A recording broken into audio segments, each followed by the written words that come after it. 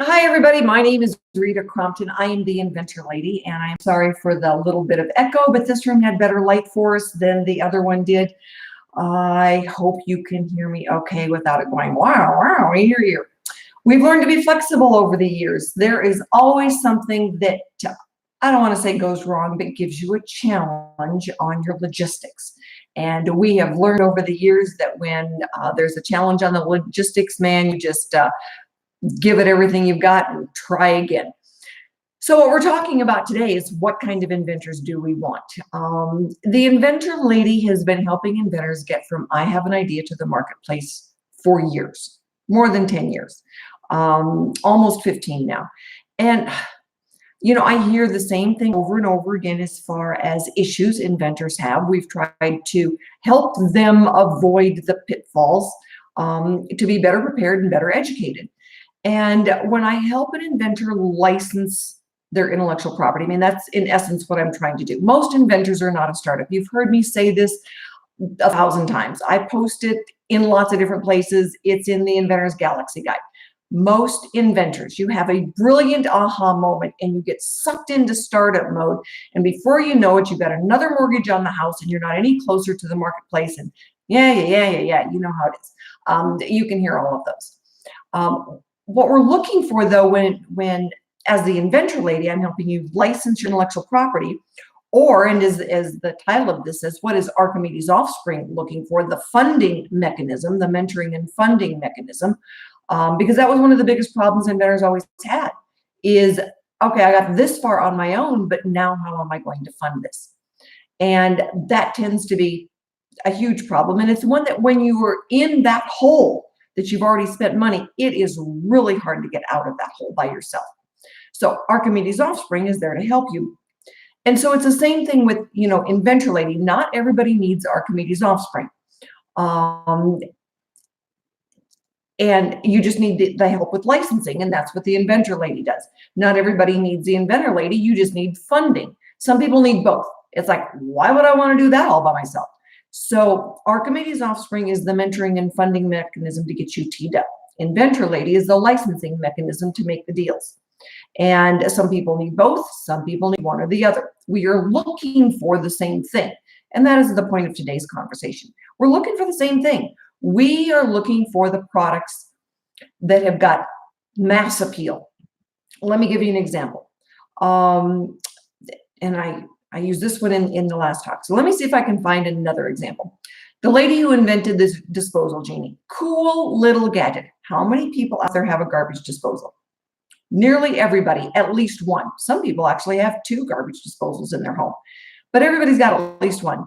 You drop things down in there. It's like, oh, and when you have to stick your hand down in there to retrieve something, a bone, a fork, pieces of glass that you don't want to be going after, and it's like sticking your hand down into a black hole and a snake is going to bite it off.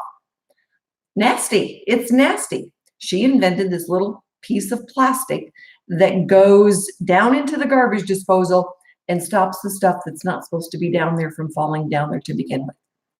It's great. All right, company licensed that, oh my goodness, 12 years ago now. We helped her get that teed up. We still work with that licensee.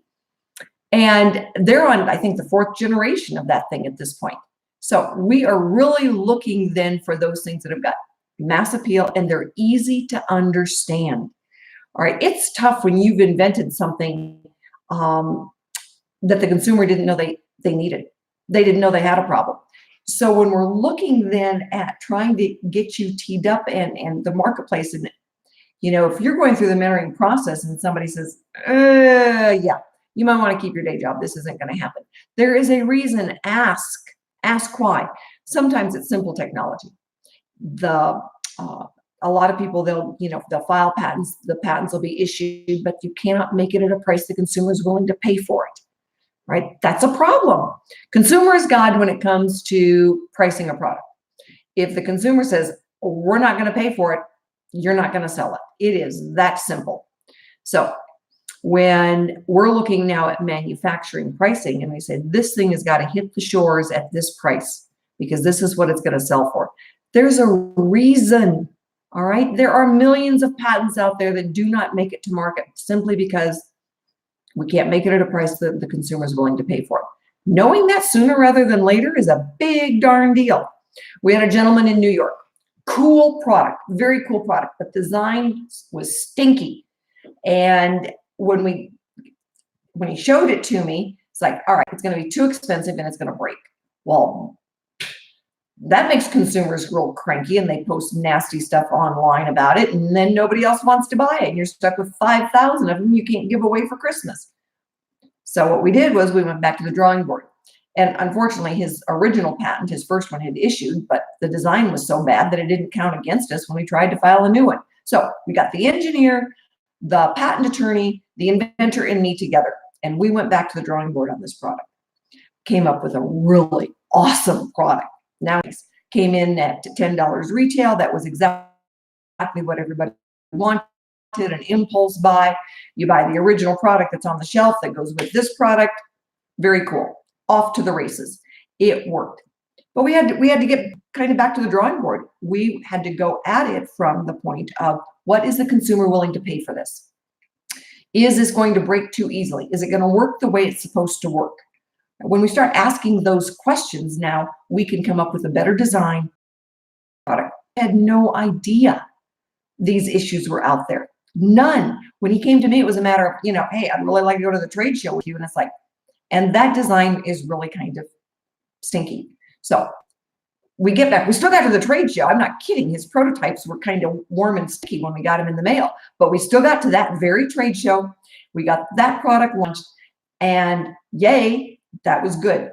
But it took the team, right? And it took his willingness to listen to the team to get it teed up quickly and correctly so that we had a good product for the consumer at a price the consumer was willing to pay for it.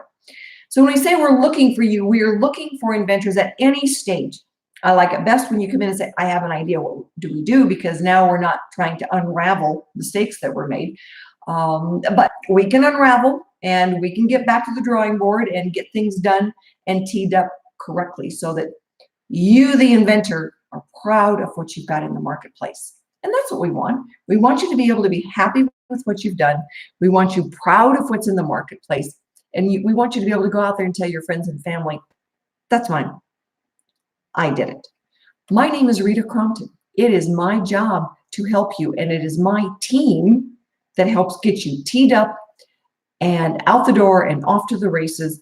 It's my team that helps get you teed up and vetted for Archimedes Offspring. So when you are sending in your vetting application, guess whose email box it lands in? Mine. So when I'm telling you these things, all right, it's going to impact the vetting process on Archimedes Offspring as well. So we are looking for anything and everything. We are looking for you. And I will talk to you tomorrow.